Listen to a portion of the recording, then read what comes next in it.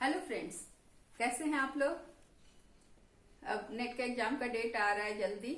नवंबर second week में आया है डेट की। टेंटेटिव एग्जाम उसी समय होगा, तो तैयारी में लगे रहिए। और ये भी बता दें कि मेरा कुछ क्लास आ रहा है अनअकैडमी में, टीचिंग एप्टीट्यूड, ये सब क्वेश्चन डिस्कस कर रही हूँ, तो उसे आप देखेंगे अनअकैडमी के ऐप पे जाके, तो आप वहां पर कुछ सीख पाएंगे। आज हम लोग एक नया चैप्टर माइक्रो इकोनॉमिक्स का ले रहे हैं। ये नेट के ख्याल से इम्पोर्टेंट है क्योंकि इसमें से कुछ क्वेश्चन आ सकता है। इसमें टाइटल है एसिमेट्रिक इंफॉर्मेशन, सूचना की विषमता।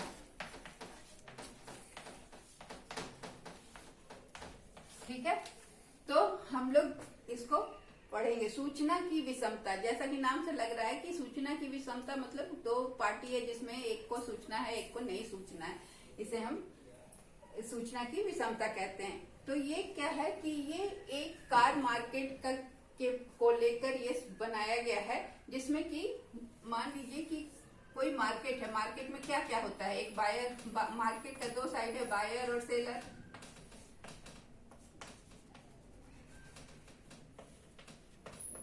अब सूचना की विषमता को जब हम डील करेंगे तो क्या होगा कि बायर के पास कम सूचना है और सेलर के पास ज्यादा सूचना है। सेलर के पास सूचना अपने सामान का, अपने प्रोडक्ट के बारे में ज्यादा सूचना है। बायर खरीदने गया है, उसके पास पूरी सूचना नहीं है।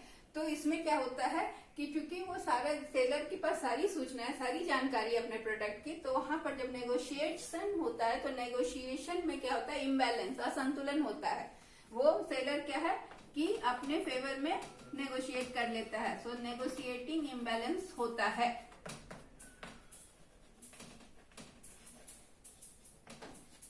ठीक है, तो ये सेलर जो है ना, हर तरह का ट्रांजैक्शन में, जितना भी इकोनॉमिक ट्रांजैक्शन होता है, तो सेलर टेक्स क्या करता है, सेलर को कौन सा एडवांटेज मिल जाता है, seller takes competitive advantage. Seller को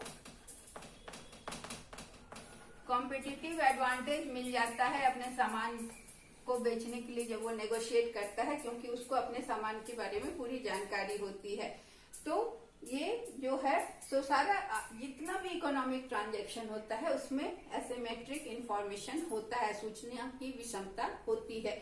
क्योंकि ये जो मार्केट है, हम अभी जो मार्केट डील करेंगे इसके तहत, वो कार का मार्केट है, उसको हम आगे देखेंगे। इस चीज को सबसे पहले मेंशन किया था एक अमेरिकन इकोनॉमिस्ट,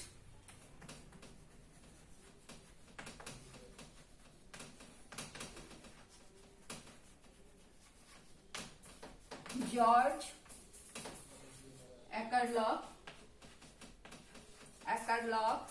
अब 1970 में अपने article the market for lemons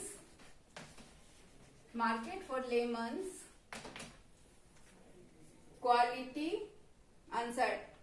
uncertainty and market mechanism. Quality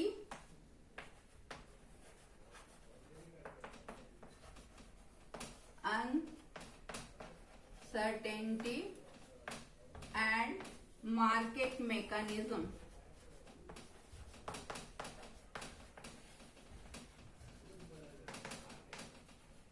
नामक आर्टिकल में उन्होंने इस चीज को डिस्कस किया है। ये आर्टिकल के लिए उन्होंने नोबेल प्राइज भी शेयर किया था 1970 का।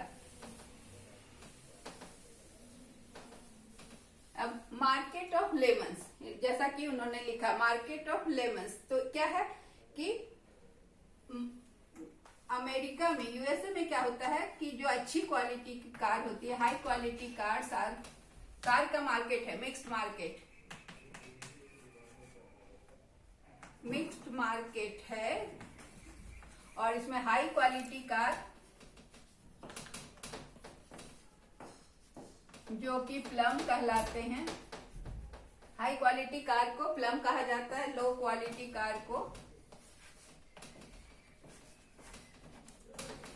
कार्स को लेमन्स कहा जाता है। क्वालिटी और लो क्वालिटी दोनों तरह के कार का मार्केट है, सेकेंड हैंड कार मार्केट।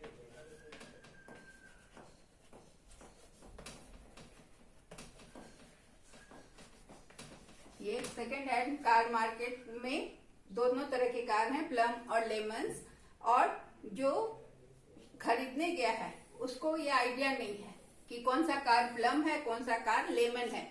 मतलब कि कस्टमर को कोई पता नहीं है, अनअवेयर है कि कौन सी अच्छी क्वालिटी का कार है, कौन सी कार का क्वालिटी खराब है। और प्राइसेस आर सेम, दोनों कार के प्राइसेस सेम है। अब क्वेश्चन उठता है कि कैसे प्राइस और आउटपुट डिटर्मिनेशन होगा। तो ये सारा किस पर डिपेंड करता है, क्योंकि दोनों कार सेम प्राइस पर बिक रही है, तो अब कंज्यूमर के विलिंगनेस पे सारा चीज डिपेंड करता है कि कंज्यूमर कितना, ये डिपेंड करता है कंज्यूमर्स विलिंगनेस। जो बायर है उसका विलिंगनेस, वो कितना पैसा वो तैयार है। 3 पॉइंट पर ध्यान होगा। हाउ मच ही कंज्यूमर, जो बायर है, how much buyer is ready to pay for plum, जो अच्छी क्वालिटी का कार है। दूसरा है how much he is ready to pay for lemon, जो कि लो क्वालिटी कार है। ठीक है, कार की क्वालिटी अलग अलग है, लेकिन सब कार बाजार में एक साथ है, वो पहचानना मुश्किल है कि कौन सी कार प्लम है और कौन सी कार लेमन है। और what is the chance of getting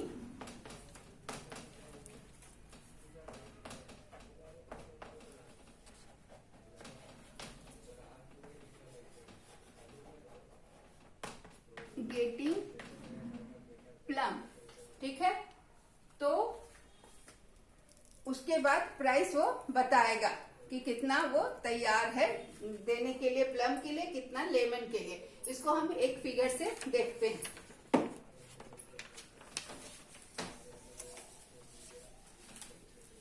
ये जो फिगर है ये मिक्स मार्केट का फिगर है, जिसमें कि कंज्यूमर्स का एक्सपेक्टेशन जो है, expectation of consumer plays main role.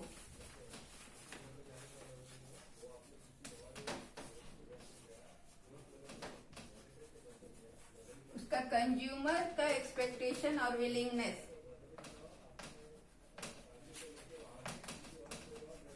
And willingness to pay भी, दोनों चीज मेन रोल। तो अब कर रहा है कि ये मार्केट का आउटकम क्या होगा, ये कंज्यूमर्स का विलिंगनेस टू पे और उसका एक्सपेक्टेशन मेन रोल पे कर रहा है। अब कंज्यूमर से पूछा जा रहा है कि आप को अगर प्लम कार आप लेमन कार के लिए आए, आप कितना पैसा लेकर आए हैं। वो लेमन कार खरीदने जाता है, उसको तो पता है कि बाजार में सारी कारें लेमन है, तो उससे पूछा गया तो वो लेमन कार के लिए कितना पे करने के लिए तैयार है। सपोज ही सेज कि ही is ready 20,000, he is ready to pay rupees 20,000 for lemon। और उससे कहा जाता है कि अगर आपको प्लम कार मिल जाए तो आप कितना देंगे, तो वो प्लम कार के लिए तैयार है। Suppose 50,000 for plum.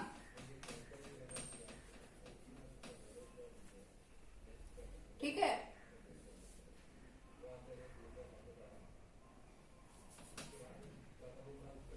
$35,000 अगर वो प्लम के लिए तैयार होता है देने के लिए। सपोज 20 और 35 हमने लिया, 30 ऊपर, 30 से ऊपर 35,000।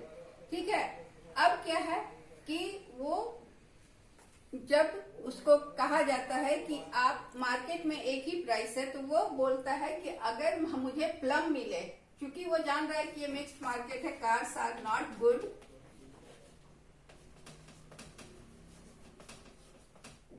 तो वो खुश है कि 20,000 रुपया वो लेके आया है, 20,000 में उसे प्लम मिल रहा है, तो वो प्लम लेने के लिए तैयार है। लेकिन अगर मिक्स्ड मार्केट में उसको ऑप्शन दिया जाता है कि नहीं आपको प्लम भी मिल सकता है, तो उसके लिए फिर वो कहता है कि नहीं, चांस क्या है ये देखिए, ये चांस बता रहा है कि there is 50-50 chance of getting car plum and lemon. ये सप्लाई कार, ये कार का सोल्ड है पर डे, ये कार का प्राइस है, और ये जो लाइन है ये सप्लाई कर है, जो बता रहा है कि जैसे जैसे प्राइस बढ़ रहा है सप्लाई बढ़ रहा है। सप्लाई का लॉ भी यही बताता है हमें कि जैसे प्राइस बढ़ता है सप्लाई बढ़ता है। ये लेमन का सप्लाई कर्व है, जो भी ये भी अपवर्ड्स गोइंग है, ये भी यही बता रहा है जैसे जैसे प्राइस बढ़ रहा है लेमन कार की सप्लाई बढ़ रही है।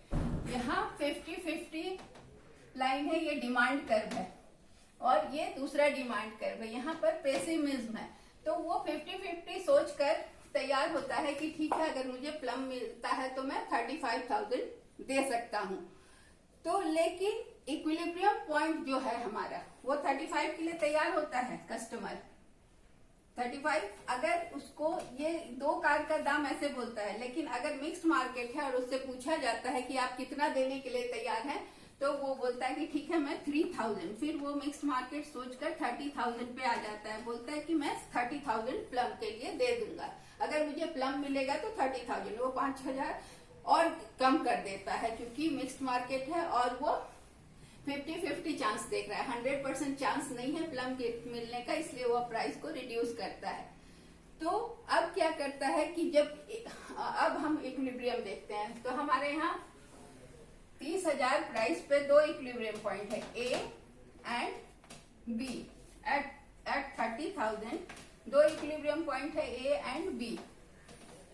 ए पर आप देखिए तो ये क्या है, 20 कार्स अवेलेबल है, ठीक है। प्लम कार कितना अवेलेबल है, 20, और लेमन कार, ये सप्लाई ऑफ लेमन कार यहाँ टच कर रहा है, तो सप्लाई ऑफ लेमन इज 80।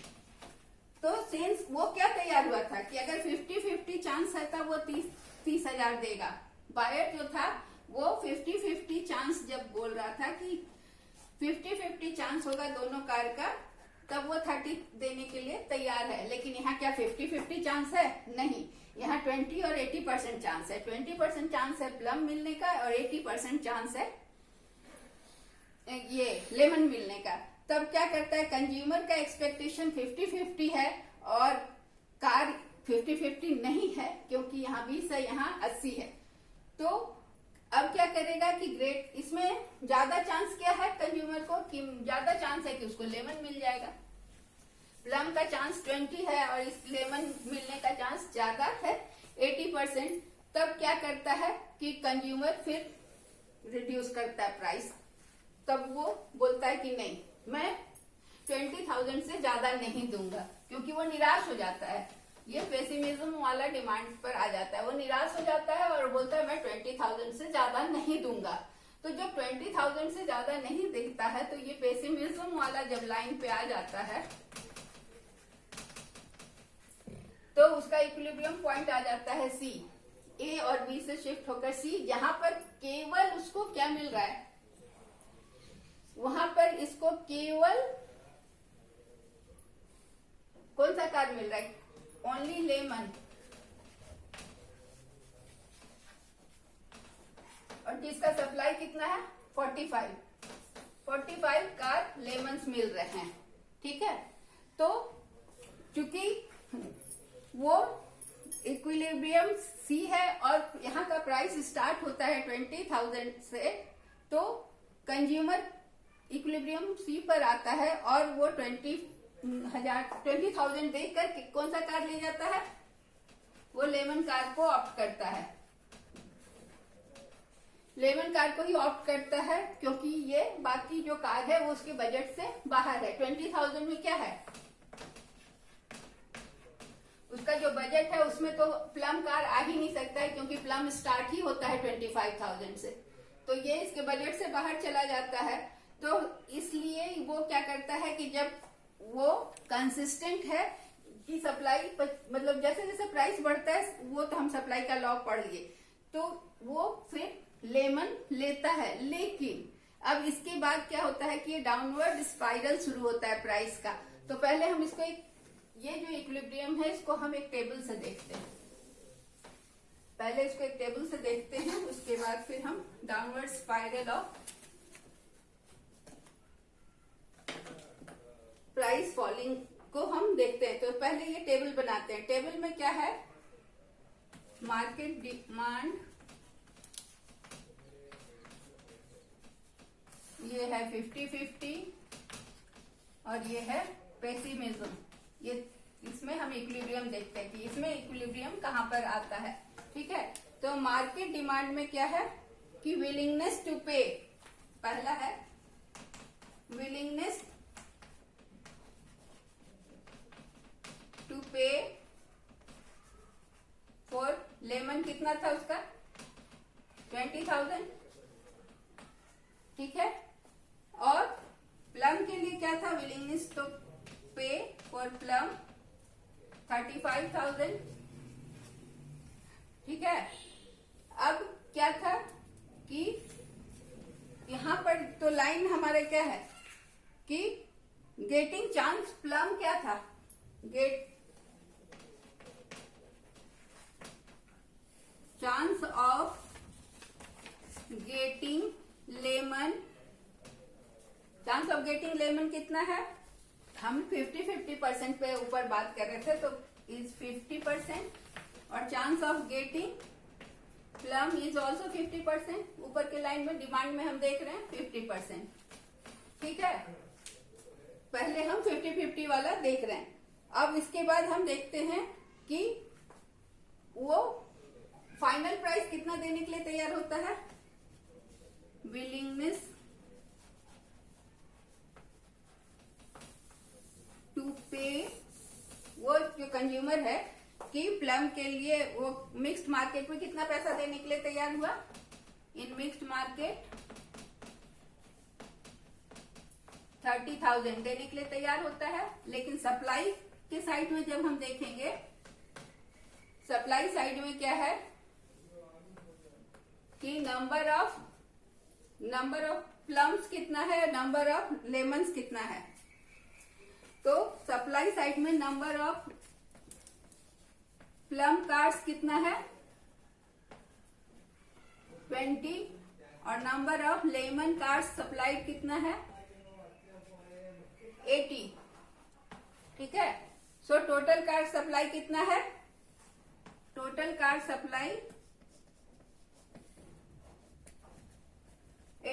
100%, 80 और 20 मिला दिए तो 100%। अब क्या है कि वो प्लम 80%, इसमें से 50-50 चांस है, लेकिन कितना परसेंट हमको मिल रहा है कार, 80% लेमन कार है। परसेंटेज ऑफ लेमन कार क्या है 80। तो यहाँ पर तो इक्विलिब्रियम नहीं हो रहा है, यहाँ 50% डिमांड है 50-50 वाला और मिल रहा है 80%। अब हम पेसिमिज्म में चलते हैं। पेसिमिज्म में क्या है कि वहां भी वही चीज था कि 20,000 देने के लिए तैयार था, willingness to pay for lemon and willingness to pay for plum was 35,000। ठीक है, अब क्या है कि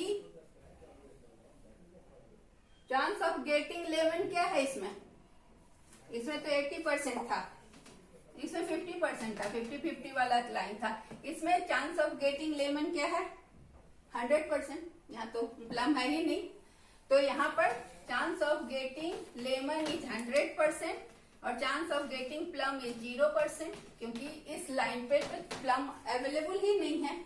ठीक है, और वो कितना प्राइस पे कर रहा है 20,000।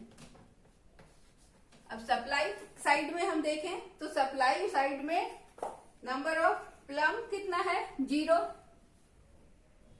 और नंबर ऑफ लेमन कितना है 45, ये 45। ठीक है, तो चांस ऑफ गेटिंग क्या है, चांस ऑफ गेटिंग लेमन क्या है 100%। टोटल कार क्या है, टोटल लेमन कार कितना है 100% और chance of getting lemon car is 100%, क्योंकि 45 जो नंबर है टोटल नंबर ऑफ कार्ड्स है, टोटल कार्ड्स लेमन ही है, इसलिए लेमन प्राप्त करने का चांस उसका 100% आ रहा है। तो ये क्या हुआ कि इंफॉर्मेशन में असिमेट्री होने से ये एडवर्स सिलेक्शन ऑफ प्रोडक्ट हो जाता है। मतलब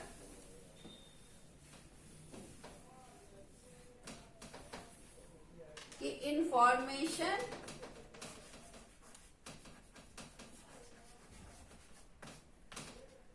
asymmetry in information,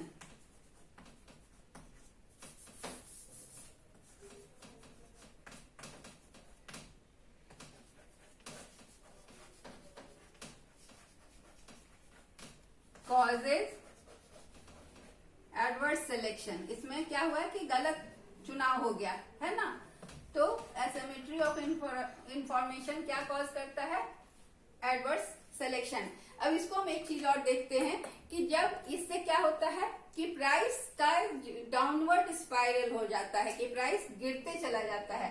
अब जैसे मान लीजिए कि वो अब उसको कंज्यूमर को, बायर को विश्वास नहीं है, तो वो क्या दिखाएगा कि लो क्वालिटी कार है, उसको लगता है कि बाजार में लो क्वालिटी प्लम नहीं है तो सारा लो क्वालिटी कार है, तो वो क्या करेगा, प्राइस को गिराएगा, बायर और कम प्राइस देना चाहेगा। तो अब कम प्राइस देना चाहेगा तो सपोज कीजिए कि वो प्राइस कम कर रहा है, तो बाजार में अगर कुछ कारें प्लम होंगी, मान लीजिए 2-4 प्लम कार बची होगी, तो वो भी वो कम हो जाएगी। तो फिर क्या होगा कि गुड कार फिर उसमें से निकल जाएगा, good cars leave the market.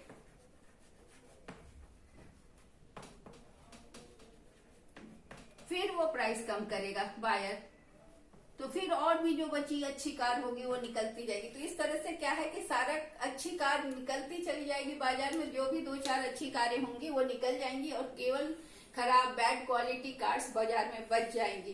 तो अब क्या होगा कि जब केवल लो क्वालिटी गुड्स के साथ इक्विलिब्रियम होता है, asymmetry in information causes equilibrium with low quality goods. ये क्या करता है कि इक्विलिब्रियम लो क्वालिटी के प्रोडक्ट के साथ करता है।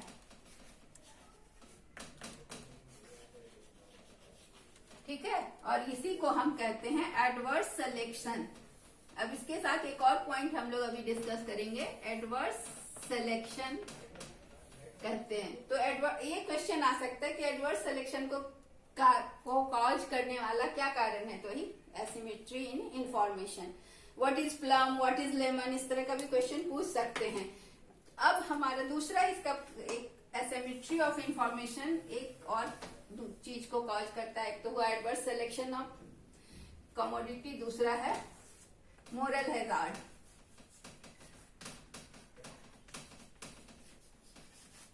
ये नैतिकता में की बाधा है। इसमें क्या होता है कि जब आप इंश्योरेंस लेते हैं तो आप बहुत रिलैक्स हो जाते हैं।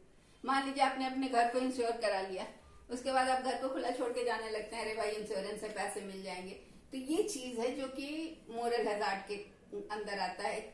आपने होम का इंश्योरेंस करा लिया, आप बेड पर बैठ के सिगरेट पी रहे हैं, घर में आग लग सकती है, तो इसके लिए आप रिलैक्स हैं। अगर कोई रैश ड्राइविंग कर रहा है क्योंकि उसने इंश्योरेंस ले रखा है, लाइफ इंश्योरेंस ले रखा है या मोटर व्हीकल इंश्योरेंस ले रखा है, तो ये सारी चीजें जो होती है, कुछ जो जानबूझ के की जाती हैं, ये मोरल हैजार्ड होता है। मान लीजिए आपने हेल्थ का इंश्योरेंस करा लिया और अपनी सारी जानकारी नहीं दी, इंश्योरेंस वालों को आपने अपनी बीमारियों के बारे में नहीं बताया, उसके बाद जब आप क्लेम करने जाते हो तो उस समय आपको परेशानियों को देखना पड़ता है, क्योंकि वो आपका पूरा फिर जांच करवाते हैं और फिर आपकी डिजीज का पता करते हैं।